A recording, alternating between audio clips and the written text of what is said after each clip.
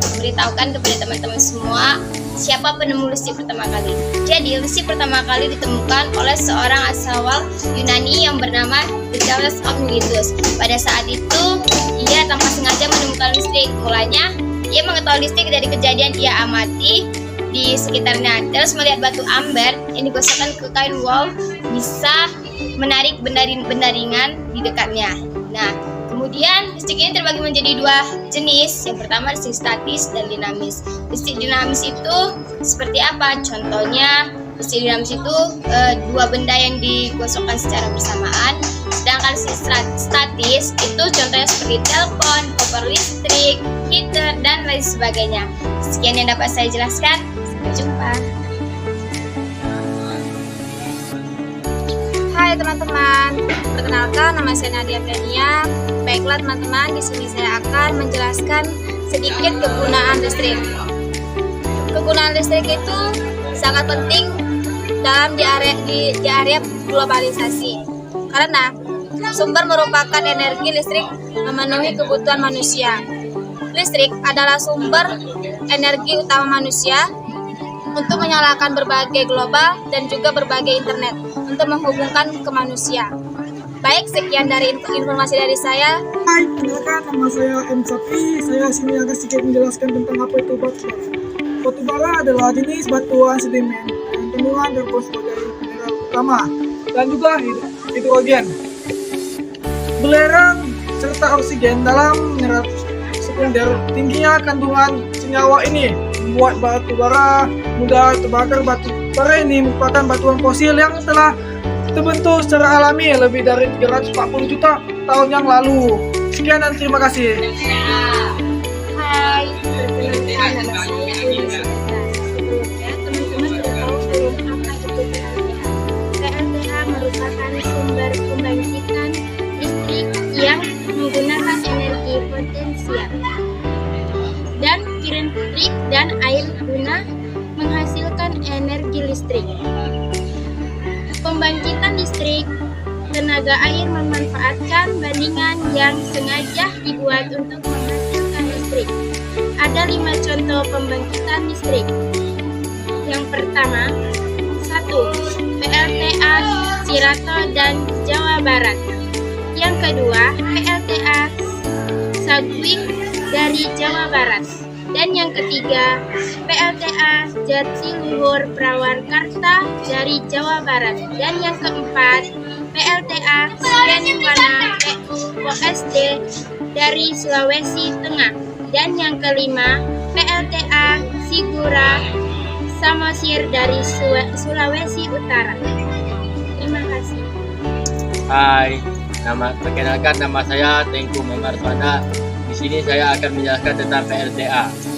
PLTA adalah pembangkitan listrik tenaga angin. Adalah jenis pembangkitan listrik yang mengubah tenaga angin menjadi energi listrik. Transformasi energi dilakukan dengan memanfaatkan hembusan angin untuk memutar kincir angin dan terhubung dengan turbin angin wellhead.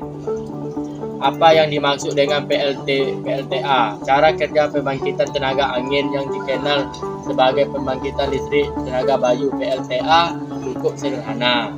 Energi angin. Angin yang memutar kincir diteruskan untuk memutar balik-balik pada generator dan di bagian belakang kincir angin sehingga menghasilkan energi listrik. Oke, sekian dari saya. Terima kasih.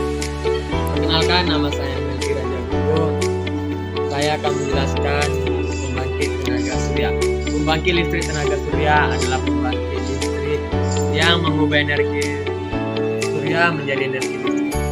Pembangkitan listrik dengan energi surya dapat dilakukan secara langsung menggunakan fotovoltaik atau secara tidak langsung dengan cara kerja pembangkit listrik tenaga surya. Secara sederhana, cara kerja panel surya adalah dengan menyerap cahaya matahari dan menampung energi yang dihasilkan ke dalam sebuah baterai. Dengan demikian sistem bisa berjalan meskipun di sore hari, di malam hari, atau ketika sedang kondisi hujan.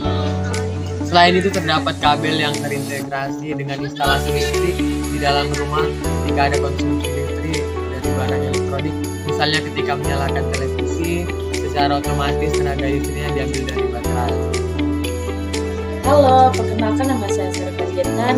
Di sini saya akan menjelaskan sejarah penemu resin. Resin telah jauh berada dalam masa revolusi pada abad ke-19. Resin ternyata tidak selalu berasal dari cairan kimia sebagaimana yang kita bayangkan sebelumnya. Resin sendiri terdapat berasal dari produk hutan dan merupakan cairan getah yang lengket dari beberapa jenis pohon yang berasal dari hutan-hutan di Asia Tenggara. Bahkan sejarah mencatat bahwa resin ternyata adalah produk yang paling tua dari Asia Tenggara. Sejak zaman prasejarah, dan resin sendiri adalah sebuah getah yang lengket. Sekian dari saya yang bisa saya jelaskan sejarah penemu resin. Terima kasih. Halo, perkenalkan nama saya Dini Lestari. Di sini saya akan menjelaskan tentang manfaat dari resin, yaitu resin juga memiliki beragam manfaatnya serta kegunaannya karena memiliki sifat yang mengeras dan kuat. Resin dijadikan bahan perekat dengan kualitas yang baik karena memiliki cairan yang tidak memiliki warna. Oke, itu saja yang saya sampaikan. Terima kasih. Halo semua, perkenalkan nama saya Windiani Arianja. Saya akan menjelaskan tentang sifat resin.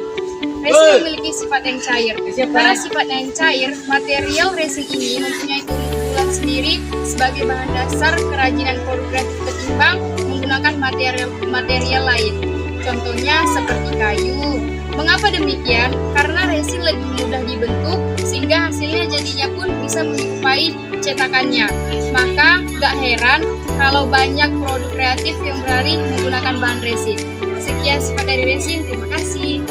Hai teman-teman, perkenalkan nama saya Lia, saya kelas 12 produksi. Saya akan menjelaskan tentang kreativitas resin.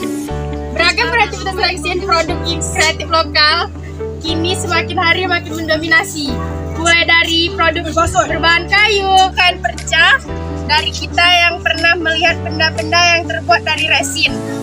Mempromosikan rumah aksesoris yang beberapa benda lainnya hampir semua beralih menggunakan berbahan resin. Sekian dari saya, terima kasih.